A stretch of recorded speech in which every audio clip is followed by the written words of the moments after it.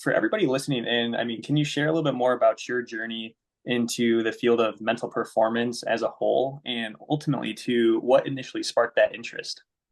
Yes, I will try to keep it brief. So I've always been in athletic, played a lot of sports growing up, and then I went to college for track and field. I ran at Butler for 4 years, and then thanks to COVID, got a fifth year. So I ran my fifth year at Minnesota State as a grad transfer. And so just a lot of different experiences as an athlete. And then I've always loved psychology. Like I knew I wanted to do something around wellness and mental health. I love talking to people, but I couldn't quite find like where I fit within psychology. And so it wasn't until like junior or senior year of college where I heard of sports psychology. I was like, that's kind of a no-brainer. I should have, been doing this from the beginning. And it was the first time I felt like I could actually relate to the people I wanted to help because I hadn't experienced some of the things that I thought I was going to do. Like childhood psychology was always something I really liked, but those hard stories and like those hard lifestyles, like I hadn't had that. And not that you have to, but it just made it so much harder. Whereas with the sports psychology, like I at least somewhat understood, the feelings of pressure and being like obsessed with doing well and all that kind of stuff. So it finally clicked kind of the end of my college career, and so then I went to graduate school for my master's in sports psychology. And that's where I kind of learned about more the mental performance stuff. So I thought, I'll get my master's. I got to go be a doctor, got to be a psychologist. Like it's going to take forever. And then I started doing consulting work at Minnesota State. They have a really great program where we're able to work with the student athletes there and then also some nearby high schools. And I realized like I could still have meaningful conversations and make an impact on the athletes through mental skills and not mental health like clinical services. And so then that's kind of where like a whole new door opened up, and it's like it's so exciting. There's so many options when you think about like performance and just wellness versus diagnosing things and treating issues. This is more of just like lifestyle, I guess. And so that was both exciting and terrifying because I didn't know what kind of title that was going to mean, and like how do I just look for a job like this. And so that journey kind of got crazy post grad. But yeah, I'd say overall like what got me interested was my experience as an athlete and like watching my teammates and what they struggled with, and then putting that together with like, oh, this can be a job. So then that's kind of how I entered all of it. And since you mentioned kind of like having those pressures as being a track and field collegiate athlete, could you like go in depth as to how that might have affected you in college, as well as how that has kind of like influenced you in wanting being a mental health performance coach? College athletics is just a lot, and I've done a lot in the just academic space in college as well, and like just being in college is really hard. There's a lot of pressure all around, and so add the sports on top of that, it's just crazy. And so I think for me, like there were times that I didn't compete well, and that certainly impacted me and I had a hard time, but more so it was like track impacting my overall life. Like when track wasn't going well, I was not doing well in the classroom. Like my lowest season is when I like failed a class and was doing really poorly and like thought I should just drop out of school. It's when my, self-esteem was the lowest. It's when I was more isolated, things like that. And so I think that's really my goal in this space is balance and wellness and knowing that you are more than your sport. It's a little bit unique because I know this field also helps you be great at your sport, and like it's really important if you want to be elite. This is what the athletes are doing and they're getting their mind right. And I think that's important. Like for myself, I needed to be confident to run well, but I also needed to know if I didn't run well that I still am awesome and like I'll be okay. And especially having now gone through the like retirement phase and kind of that identity crisis, like it's even more clear to me that that's what I meant to do in this space is like help athletes know they're a lot more than their sport. So then if you do get hurt, if your career does end, like that it's not the end of your growth. It's just now you got to channel it in a different way. So I kind of look at the sports psychology and mental performance more as like using sport as the way to learn these life skills.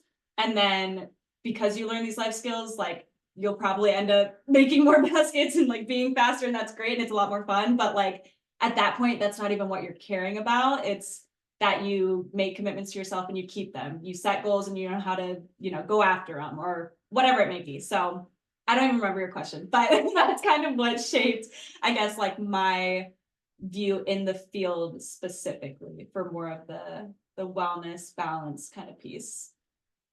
Relating to a little bit more about like my story, right? Like I'm a guy, I'm in school, and I'm surrounded by 40, 50 other guys like on our team, and that's like a tough environment to try and like number one, either be vulnerable in, number two, either you obviously want to do your best, be perfect at what you're doing so that you can have that starting role, starting job. But again, too, there's a lot of times there's misconceptions about mental performance. And, it's interesting enough when we talked to an individual the other day, she kind of made the wording of, I think that mental performance gets, some of those misconceptions just because it, involves the word just mental in general, right? And for me, when I was in school, it was, mental performance. I don't want to talk about my childhood traumas, with someone random. I was like, I'm here to focus on baseball and how to get better there and how to be more prepared and, be more developed on the mental side. It wasn't so much to say like, I didn't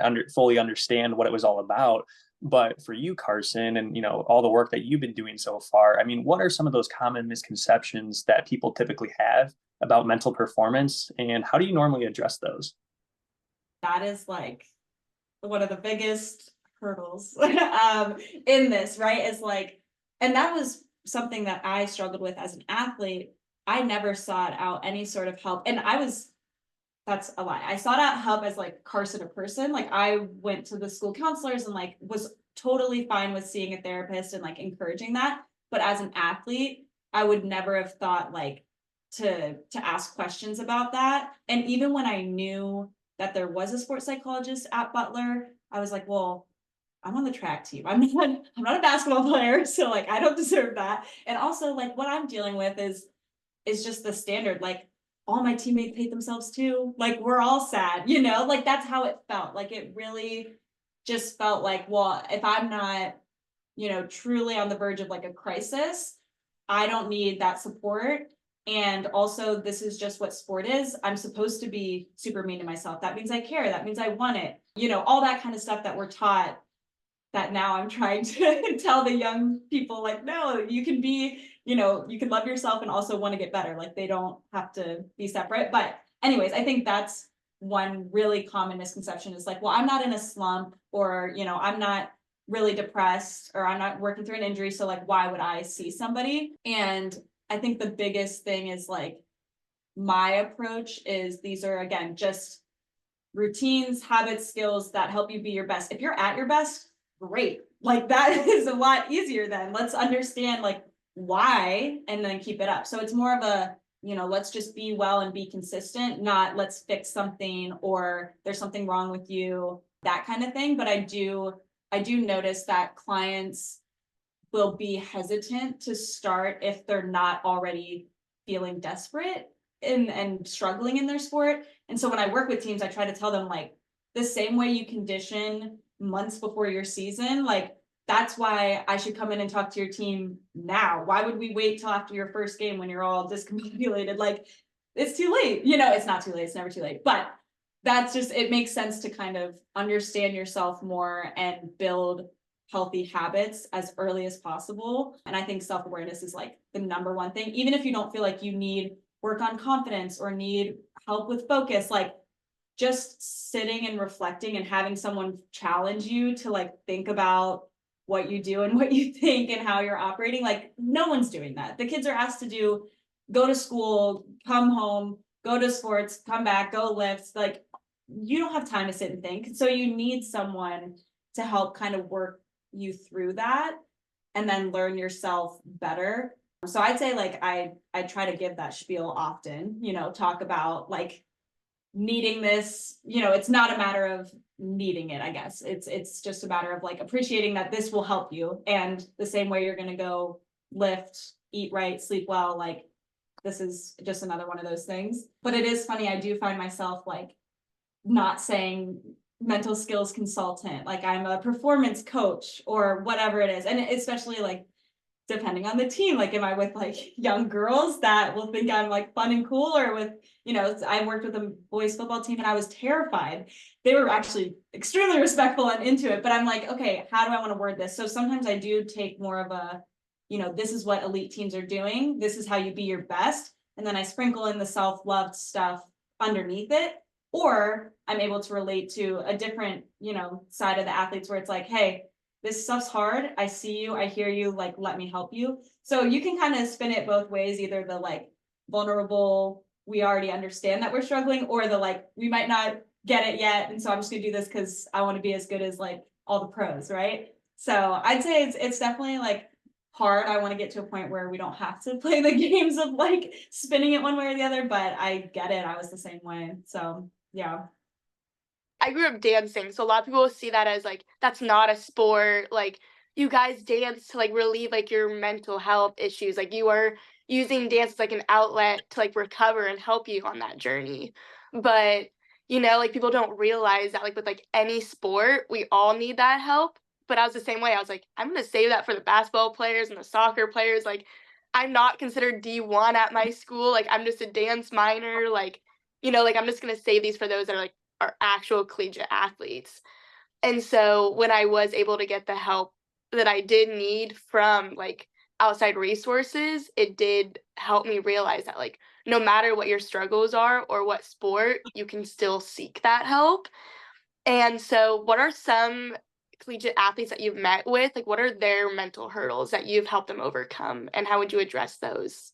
Yeah. I mean, just like you said, I guess just to piggyback off that quickly, like no matter the division, that was the best part too. Like I was so naive. So I went from running Division 1 to Division 2, and I was like, oh, like so embarrassing.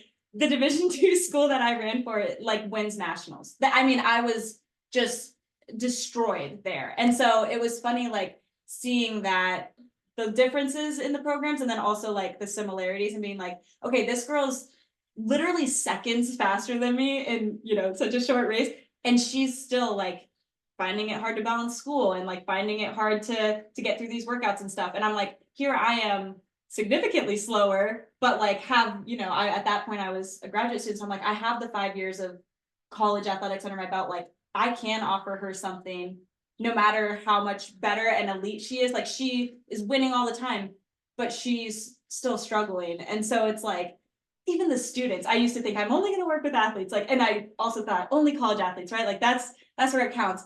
I started getting into academic success, and I'm like, oh my gosh, taking a test is as scary as running in a track meet. Or like the way that we talk to ourselves about how we are in the workplace or how we are as a student, like that could be just as detrimental as the way that a coach has spoken to us, or we talk to ourselves as athletes. So like I think that's a really important piece that you bring up, is like there is no one excluded from this work. And so yeah, I just think that's really important. But I would say like the main things that I notice with clients first is just that self-awareness. Like even the most confident athletes don't really understand what it is that they're doing, why they're doing it, or how they think. Like it's all just automatic.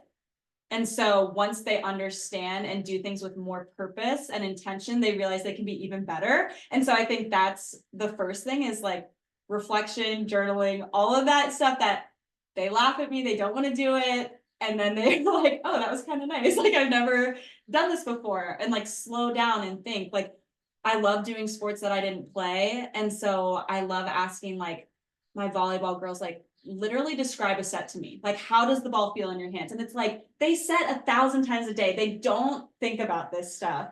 But then to have to do that, they just, so much more is clicking. And then it's like, oh, okay, well, I want to implement this into, my pre-performance routine, or like, oh, this is a good focus cue. And it's like, they never would have thought of that kind of stuff. So I think slowing down, reflecting, and awareness is like the number one thing. And then the biggest hurdle outside of that is just like the negativity, whether that's like from the pressure or the self-talk. I think we have been taught if we're mean enough, that will make us better. And that's somehow what coaches want, is you to never be satisfied and to always be, just unhappy with like how you've done. And so trying to help them unlearn that has been like the biggest thing. Being able to be confident, and that doesn't mean you're cocky, and that doesn't mean there's no room to grow. Like those concepts are just like really foreign to a lot of athletes. And so I think those are probably the two biggest ones, is like getting them to slow down and actually understand themselves better. And then also just working through some of the false narratives that they've been taught or they've seen. Coach is going to be so mad at me. And it's like, okay, well, let's think about this. Like, has your teammate ever messed up? You're like, well, yeah. And I'm like, do you think they're horrible and like don't like them anymore? And they're like, okay, well, no. And so it's like, oh, maybe this thing that I've built up in my head like isn't true. Or maybe I can feel these two things at once. Or maybe I can get mad and feel anxious, but then also overcome that. Like so many people just decide, well, I just get really nervous before my games. I was the same way. I was like, oh, I just always feel like I'm gonna throw up. It's like, okay, but don't you want to not feel like that? Like that's probably not going to help you. And so the goal is never to not get mad, get anxious, feel pressure. The goal is to feel those things and not let it hold you back, right? Like it's, we're not becoming superhuman. I want you to feel all the things you're feeling. You can't control some of those negative thoughts, like coach is going to be mad, or, oh my gosh, I suck. Like that's fine if that happens.